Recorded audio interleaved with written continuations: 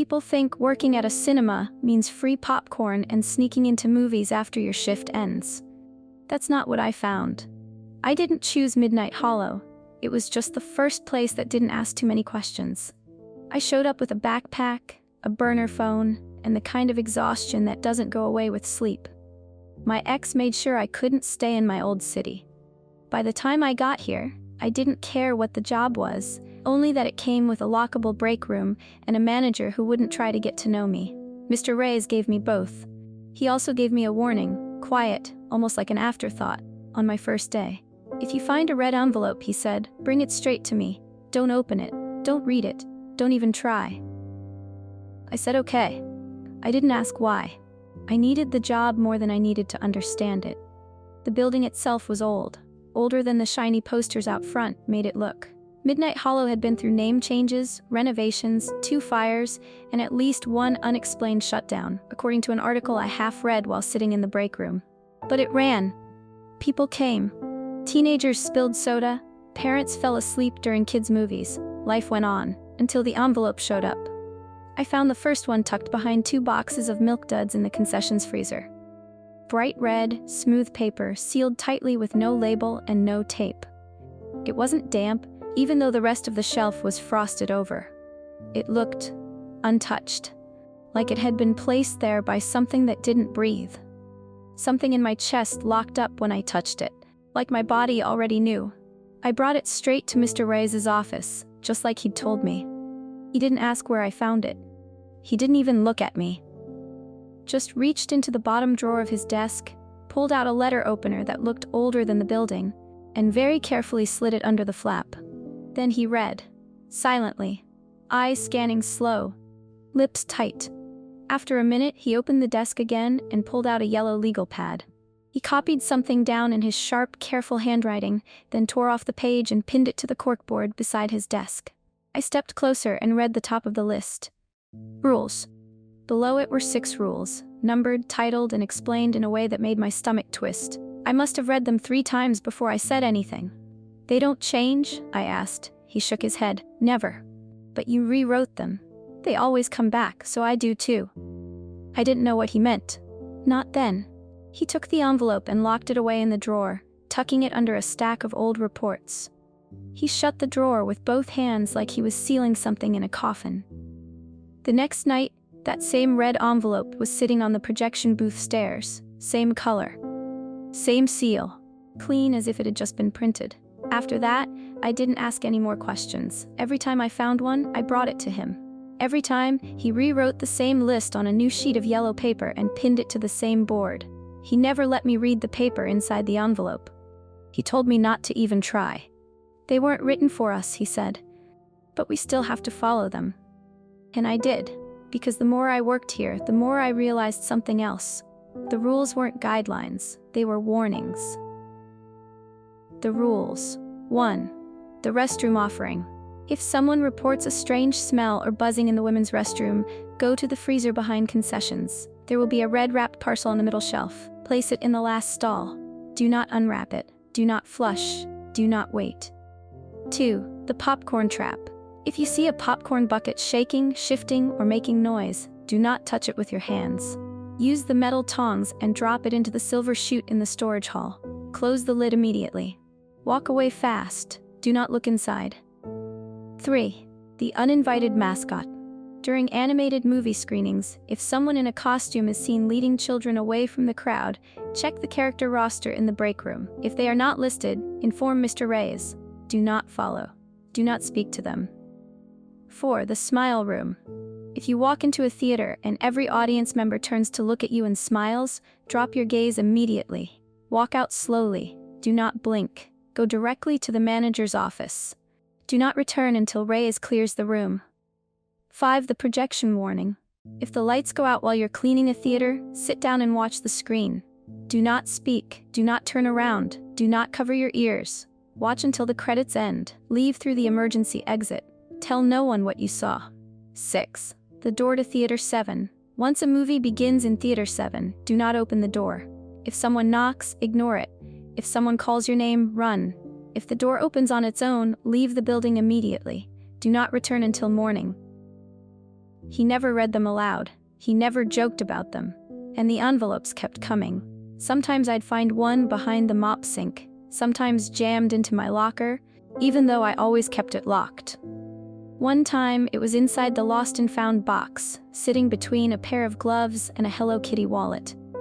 And every time I brought it to Ray's, and every time he rewrote the list. I started checking the corkboard at the beginning of every shift. Not because I thought the rules would change. They never did. I just needed to see them, like a reminder. Eventually, I stopped thinking of them as rules. They were instructions for staying alive. Rule 1.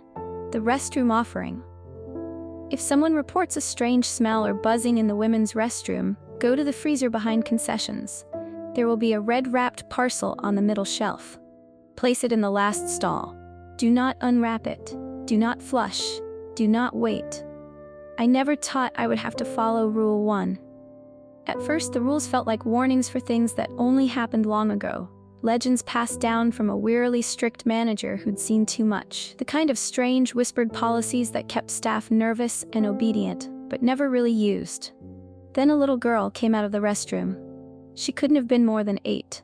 Socks soaked from the floor, hair damp at the ends like she'd splashed water on her face.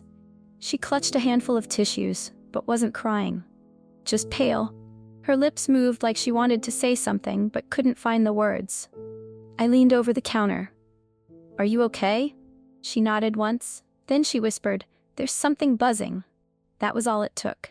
I dropped the rag I'd been using to wipe down the soda machine and headed straight for the back hall. Past the mop sink, around the ice machine, into the storage area behind concessions. The freezer door creaked when I opened it. Old hinges, never fixed, and cold air rushed over my face like someone exhaling. There it was.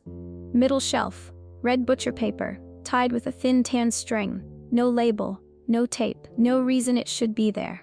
I didn't need to search. It was exactly where Rule 1 said it would be. I didn't touch it right away. I just stared at it for a second, hand on the freezer door, fighting the part of me that wanted to turn around and pretend I hadn't heard anything. But the buzzing was real. The girl had heard it. And the rule said not to wait. So I picked it up. It was heavier than I expected. Cold, but not like ice. Cold like something that shouldn't be warm. My hands stung from holding it even for a few seconds. I pressed it tight to my chest and walked fast, straight toward the restrooms near Theater 2.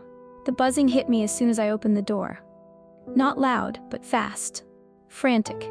A constant droning, like dozens of tiny wings vibrating in perfect rhythm. It came from the last stall. The air in the restroom was thicker than it should have been. Warmer, too. I held my breath and stepped inside. Each footstep stuck slightly to the tile. I didn't look around. I didn't check the mirrors. I didn't glance at the ceiling. I just moved. Straight to the back. The last stall was cracked open an inch. I pushed it gently with the back of my hand, careful not to drop the parcel. Inside, the toilet looked wrong. Wet. Not like water, though. More like something darker had soaked the bowl and was slowly dripping down the porcelain. The buzzing intensified, not angry, not hostile, just eager. I placed the parcel on the closed lid, slowly. My fingertips burned from where the cold had settled in. The second I backed away, the buzzing stopped. I didn't flush. I didn't close the door. I walked out fast and didn't look back. I washed my hands 3 times at the sink. Then again. The water felt hotter than it should have, almost scalding. I didn't care. I scrubbed until my skin turned pink, then left the restroom without drying off. The girl was gone. I checked the bulletin board as soon as I got a break. Rule 1 was still pinned where it always was, sitting neatly above the others in Reyes's sharp handwriting. Same title, same wording. I read it again anyway, just to be sure I hadn't imagined anything. I didn't sleep much that night. Every time I closed my eyes, I heard buzzing. Not in my ears, behind them. Deep down, like it had burrowed under my skin and was waiting for the lights to go out. I shoved a towel under my apartment door just in case, and I kept my phone flashlight on until morning. I made it to the next shift, told no one. Rule 2. The popcorn trap. If you see a popcorn bucket shaking, shifting, or making noise, do not touch it with your hands. Use the metal tongs and drop it into the silver chute in the storage hall. Close the lid immediately. Walk away fast. Do not look inside. It was about 4 nights later. Theater 4. Late show. The place was nearly empty, just a couple of high school kids and one older guy who fell asleep halfway through the second act. I waited until the last of them left, then grabbed a broom and started sweeping. Popcorn was everywhere. Some of the bags spill more than they hold. I was moving through the center aisle when I noticed one bucket still sitting near the front row.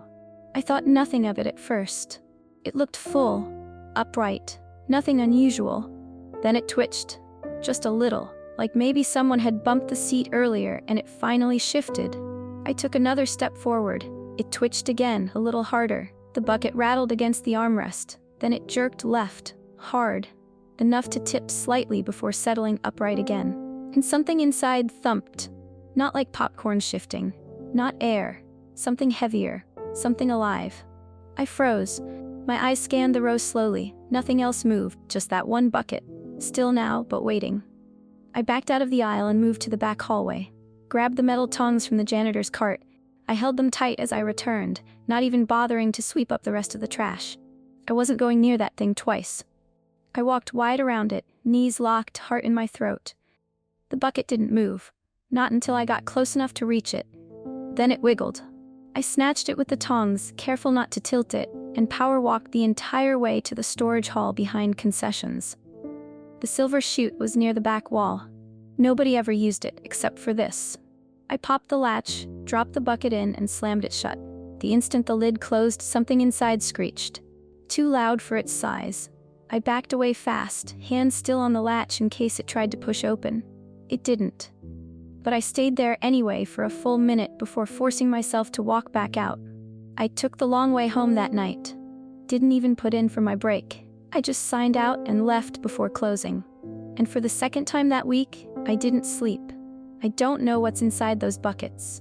And I never want to find out. Rule 3. The uninvited mascot.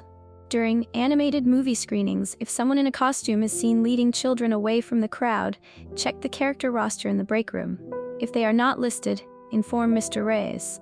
Do not follow. Do not speak to them. There's a weird pressure that builds in the air when the theater is at full capacity, especially for family movies. Crying toddlers, sugary drinks spilled on sticky floors, strollers parked in the hallway like tiny traffic jams. It's chaotic, but somehow easier than the late-night shows. Daytime noise feels normal. The night Wanderbeast Forest premiered, every screen was packed. Theater 2 had 3 sold-out showings back-to-back, and we were already short 2 staff because one guy had strep and another just didn't come back. No one talked about that, but Reyes had added another copy of the rules to the bulletin board that morning. Clean and fresh, just like always. I didn't think about Rule 3 until I saw him. It was right after the second show let out. A wave of parents and kids came pouring into the hallway, half of them already checking their phones while the kids ran circles in their light-up shoes. I was restocking napkins near concessions when something orange moved past the corner of my eye. Bright orange, like highlighter ink. A costume with long arms and a bobbing head, swaying slightly with each step. At first I thought it was one of the official mascots we hired for premieres, some local actor in a foam suit to high-five kids and hand out stickers. But the proportions were off. The thing was too tall, easily over 6 feet. Its limbs hung wrong, like the sleeves were stitched for a much bigger body that didn't bend properly. It was holding hands with 3 children. Silent ones. They didn't laugh. They didn't pull away. They just walked behind it in a line, shuffling slowly toward the side exit hallway. No parents followed. No one called for them. Everyone else seemed too busy grabbing snacks or trying to fit a stroller through the bathroom door. I dropped the napkin packs and started moving. Fast, but not obvious. I cut through the hallway toward the break room. The character roster was posted on the wall next to the fridge. I scanned it twice just to be sure. No one in orange. We didn't hire anyone that night. I grabbed the phone off the hook and buzzed the manager's office. "It's Rule 3, I said. He didn't ask for details, just said, "Where?" "North exit hallway." "I'm on it." 10 seconds later, he was already walking past the break room, grabbing a rusted key from the hook under his desk and something else, a small object wrapped in black velvet. He didn't explain. Just glanced at me and said, "Block off the hallway behind Theater 2, use the folding sign." I did what he said. I moved fast and didn't look back. I heard his footsteps fade down the exit corridor, then nothing for a long stretch. No yelling, no sound of doors, just silence. Then a scream, not loud, but sharp. From deeper inside the building, somewhere far behind the walls, like it echoed through a different floor plan. I didn't move. I stood near the closed Theater 2 doors with my hand on the sign's edge until my legs started shaking. 10 minutes later, Reyes came back alone. He didn't say a word. Not even a glance. Just walked back into his office, locked the door behind him, and didn't come out for the rest of the shift. When I returned to the break room later, there was a red envelope sitting on the bench in front of my locker. That was the night I started paying closer attention to who left with who. I stopped assuming that every mascot was part of the promo crew. I started watching for the ones that didn't talk, the ones that moved too smoothly or not smoothly enough, the ones that held kids' hands too tightly, and the ones that never came back in. The building feels different when something has passed through it. Not colder, just like something large moved around while you weren't watching and left a space behind that doesn't fit right anymore. After that night, I started closing the north exit hallway door every time I passed it, even if I wasn't supposed to. I never saw the orange costume again. But I've seen others. Once, I caught a flash of purple fur near the mop sink. Another time, it was yellow feathers behind the storage closet. None of them spoke, none of them made eye contact, and none of them were on the list. Rule 4. The smile room. If you walk into a theater and every audience member turns to look at you and smiles, drop your gaze immediately. Walk out slowly. Do not blink. Go directly to the manager's office. Do not return until Reyes clears the room. I'd gotten used to weird by then, weird smells in the restroom, shaking popcorn buckets, mascots that weren't ours. But nothing prepared me for Rule 4. It happened during a weekday shift, one of those boring afternoons where only a handful of customers wandered in for matinees. Theater 5 was showing a documentary on cave diving. Not exactly blockbuster material, but a few older guests had bought tickets. No kids. No noise.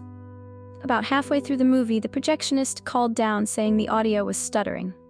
Nothing serious, but Reyes was in his office with a migraine, and I was the only one on floor duty. So I grabbed the flashlight and took the long route past concessions, trying not to trip over the bundle of charger cords someone had left behind the register. I remember opening the door to Theater 5 like I had 100 times before.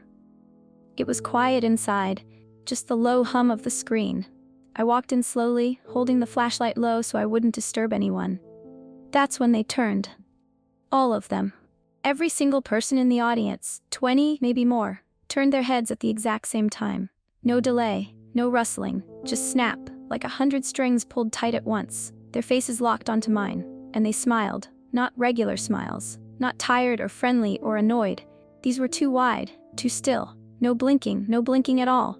I froze. My eyes met theirs for barely a second before I remembered the rule. Drop your gaze, do not blink, walk out slowly. My heart jumped into my throat, but I lowered my eyes fast, staring at the sticky carpet, the worn edge of the aisle, the toe of my left shoe. One step back. I didn't run, I didn't speak. I didn't ask why the air suddenly felt colder, or why I could hear every creak of the seats as if the room had grown smaller. I just walked backward, one slow step after another. My hand found the door handle, and I left. Didn't turn around, didn't breathe until I hit the hallway. I didn't even go back to the break room. I went straight to Reyes' office and knocked once. The door opened a few inches, and he looked up from his desk. His eyes were bloodshot, and his fingers were pressed to his temple like the pain hadn't eased. "What did they ask for?" he said. I blinked. "They didn't speak," I whispered. He stared at me for a long time, then nodded. "They will. Next time." He closed the door. I stood there for a while, unsure if I should even go back to the lobby. Eventually I did, but I didn't check Theater 5 again. Not that shift. When I passed by it later, the screen was dark. No one came out. There's something you need to understand about Rule 4. The smiles aren't about friendliness. They're not even human. They're masks. Too perfect, too clean, like the face of something that learned how to mimic but never learned how to feel. After that shift, I started walking a little slower when I entered a theater. I kept my eyes down just in case. I stopped trusting reflections in the window panels, because I knew something was watching. I didn't know if it was them, or something behind them, or whatever wrote the rules in the first place. But it was getting closer. Whatever it was. Rule 5. The projection warning. If the lights go out while you're cleaning a theater, sit down and watch the screen. Do not speak. Do not turn around. Do not cover your ears. Watch until the credits end. Leave through the emergency exit. Tell no one what you saw. It happened during closing, just after midnight. Most of the crowd had filtered out by then. Last-minute couples, one guy who always stayed for every end credit scene, a few stragglers who needed prodding to leave. Theater 6 had hosted the final horror film of the night, one of those cheap anthology flicks where half the audience laughs instead of screams.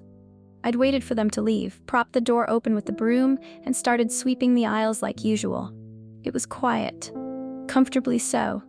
My boots stuck slightly to the floor with each step, nothing new. I was working my way up the side row when the lights went out. I froze. I didn't move. I didn't even breathe.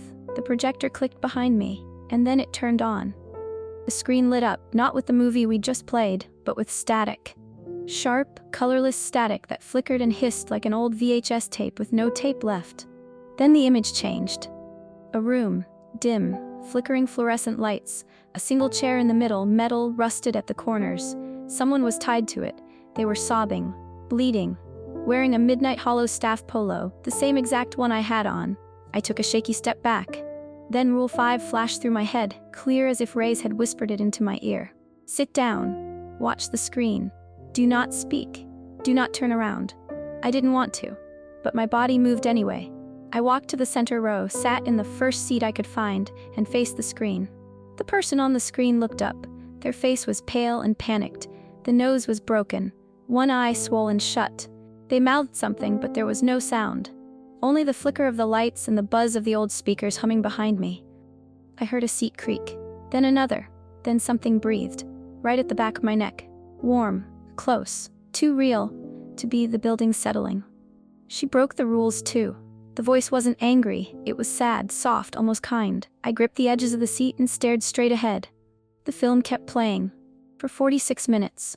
The camera never cut, never zoomed in. It just sat there, fixed in place, watching as whoever wore that uniform tried to get loose. Cried, screamed silently, bled more. It ended when the screen flickered back to static. Then the credits rolled. White text. No names, just a list of dates. I recognized mine. I waited until the very last frame disappeared. Then I stood up. I didn't look behind me. I didn't collect my broom. I walked down the aisle and through the side emergency exit like Rule 5 told me to. The door slammed shut behind me with a heavy thud, and I threw up in the alley. Right there on the pavement, next to the trash bins, I emptied everything I'd eaten that day and stayed bent over until my knees gave out and I sat with my back against the wall, breathing too fast and tasting bile. Mr. Reyes didn't ask what happened. He didn't need to. The next day, the yellow paper on his corkboard had been replaced. Same 6 rules. Fresh ink, clean corners. I touched Rule 5 with my finger, just to feel the page, like somehow it would feel different after I'd lived it. It didn't. It was still paper. Just paper. That night, I slept with the hallway light on. Not because I was afraid of the dark, but because I knew the screen could flicker to life again at any time, and if it did, I didn't want to be facing the wrong way. Rule 6. The door to Theater 7. Once a movie begins in Theater 7, do not open the door. If someone knocks, ignore it. If someone calls your name, run. If the door opens on its own, leave the building immediately. Do not return until morning. I used to wonder why we even had a Theater 7. It was always locked, no shows ever scheduled, no lights inside. The app never listed it and the paper schedules never included it. Even new hires were told it was under renovation, but I knew better. Everyone who lasted more than a week did. You didn't go near Theater 7, you didn't ask, and you never, ever opened the door. That should have been enough. It almost was, until last night. It started with a knock. I was restocking candy near the end of my shift when I heard it. Dull, steady, not frantic, just persistent. Like someone trying to get attention without causing a scene. 3 knocks, then silence. I glanced toward the hallway, empty. Another knock followed. louder this time, sharp, too crisp to be mistaken for anything else. I should have ignored it. But then I heard a voice. Please, help me. A kid, young, a boy, maybe 8 or 9, the same age as the girl from the restroom. More knocks. Then he started crying. I dropped the box of Sour Patch Kids and stepped into the hallway. I could see the end of it now, just barely. The red exit sign above the fire door. And to the right of it, the sealed door to Theater 7. Someone was standing there, small frame, hands pounding on the wood. His face was hidden behind the small square window, just his shadowed outline visible through the frosted glass. I took one step forward. Then he said my name. My real name. Not the one on my name tag. Not the one I gave Mr. Reyes when I got hired. The one I left behind in a city I swore I'd never return to. The name only one person ever screamed at me through a locked apartment door. The boy spoke it clearly, like he'd known it his whole life. I froze. Something pulled at my chest. Not physically, worse than that. A tug I couldn't explain, like my own body had stopped belonging to me. My arms felt heavy, my head buzzed, my feet moved. No matter how much I wanted to run, I didn't. I walked forward, my hand lifted, fingers curled around the knob. It was warm, too warm. I twisted. The door opened without resistance, and the boy was gone. Inside, the theater was dark, empty, silent. No film played, no hum of speakers, just rows of vacant seats and a faint smell like burnt plastic and old perfume. I took one step inside, then another. My eyes adjusted slowly. That's when I saw it, front row, center seat, a red envelope, perfectly placed, waiting. I should have left, but I didn't. I picked it up, hands trembling, breath stuck in my throat. I opened it. Inside was a single sentence. Rule 7, there must always be a sacrifice. I turned and ran. The door slammed behind me before I even reached the aisle. I twisted the handle, locked. I tried again, yanked, slammed my fist into it. Nothing. Behind me, the air shifted. The lights on the wall dimmed. The temperature dropped. Then came the whispers. Soft, disjointed, like someone flipping through a dozen conversations at once.